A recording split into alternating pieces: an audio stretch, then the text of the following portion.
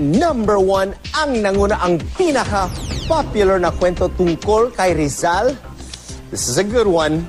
Jose Rizal was the father of Adolf Hitler. Alam mo ba, nakonektado si Rizal kasi si Adolf Hitler? Hindi. Di. Isipin mo na lang, paano magiging magkaugnay ang taong pinili ang mga mapayapang pag-aalsa sa isang tao na pumatay para makamtan ng kalayaan. Isipin mo. Dali, isipin mo. Isipin mo. Deno. Alam mo ba na may iisang teoryang nagsasabi anak daw ni Rizal si Hitler? Hindi. No. One of the most outrageous stories about Rizal is that he was the father of Adolf Hitler. Nagsimula kasi itong kwento nung may isa daw nag-research at tinignan yung travels ni Rizal. And the period daw na he was in Germany at that time was also the period when I think Hitler's mother yata, was allegedly there. Bakit parang hindi kayo naniniwala sa mga sinasabi? Di ba nga, nothing is impossible? Rizal doesn't look anything. He doesn't have the same mustache, and like you can see their hairstyles are kind of alike, but they're not that alike.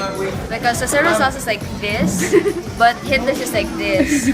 So you can definitely say. And plus, Rizal doesn't have blue eyes. That's one thing. Because, you know, like in genetics, if the X and the Y, and if the X are type, you only have a 50-50 chance if you have two children, which is one female, one male. But the male only has one X gene, so it's more of a chance to get blue eyes. But yeah, aside from that, no, I don't believe that this could ever be. Will. Dahil mas malupit para sa akin si Rizal kaysa kay Hitler. Kasi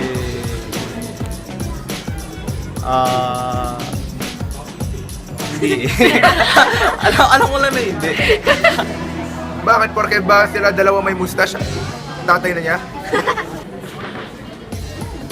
Ang layo-layo niya kasi parang napunta sa Pinas yun.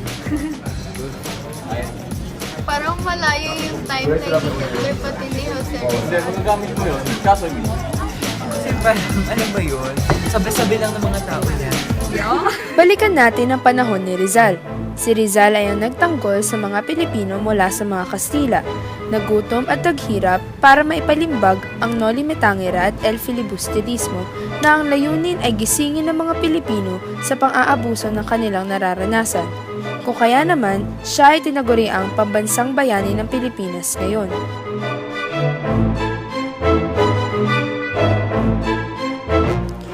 Magtungo naman tayo sa panahon ni Hitler. Siya ay tinaguri ang pinuno ng genocide sa Germany. Sinimulan niya ang kanyang pagrerevolusyon sa pagpatay ng milyong-milyong inosenteng Hudyo. Isa siyang magaling na mandirigma kung kaya't ang lahat ay sumaludo sa kanya.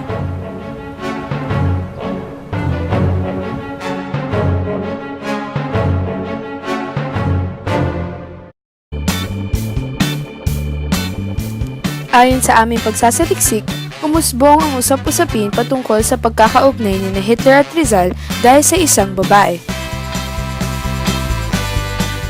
Well, ganito lang yan eh. Yung kwento kasi, di ba, pumunta si Rizal sa Germany, tapos nakatable niya si Clara Pons, Hitler, at nagkaroon sila ng anak. Sa ebidensya dyan, yung buhok. No? Kita mo yung buhok eh. Parehong hati, di ba? Yung bigote, no? Hinati lang niya. Actually, Rizal's travel buddy, Max Viola, wrote in his diaries that, get this, Rizal met a Viennese woman while they were billeted at Hotel Metropole. So, could Hitler be the product of a one-night stand? Maiuugnay siya kay Rizal sapagkat noong May 11, 1887, sinimulan ni Rizal ang kanyang paglalakbay papuntang Europa. Binisita niya ang mga bansang Dresden, Teschen, Prague, Brüm at Austria.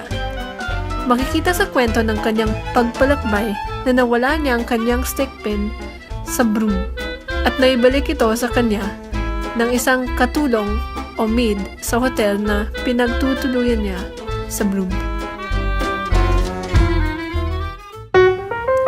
Ayon sa aming pagsasaliksik, umusbong ang usap-usapin patungkol sa pagkakaugnay ni Hitler at Rizal dahil sa isang babae. Sino kaya ang babaeng ito? Ang babaeng ito ay ang ina ni Hitler na sinasabing naging karelasyon ni Rizal. Ito ay si Clara Pons. Pinaghihinalaan na ang ina ni Hitler na nagtrabaho bilang maid sa Vienna at ang maid na nagbalik ng stick pin ni Rizal sa Vienna ay iisa.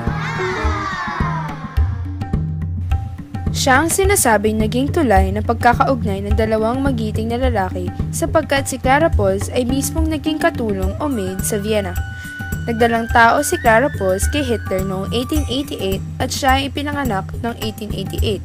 Mula sa impormasyong ito, maaari nating masabi na nagkaroon ng kasintahan si Clara bago pa ang taon ng 1888.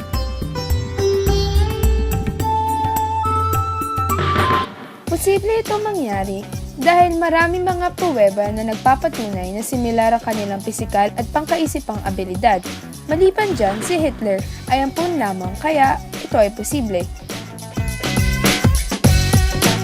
Wala ka ba sa teorya nito? O isa na naman itong kwentong barbero?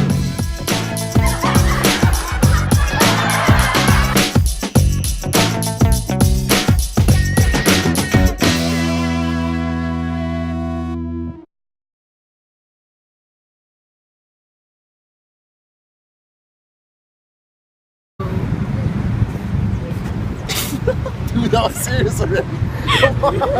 Dude, I was serious already. Fine.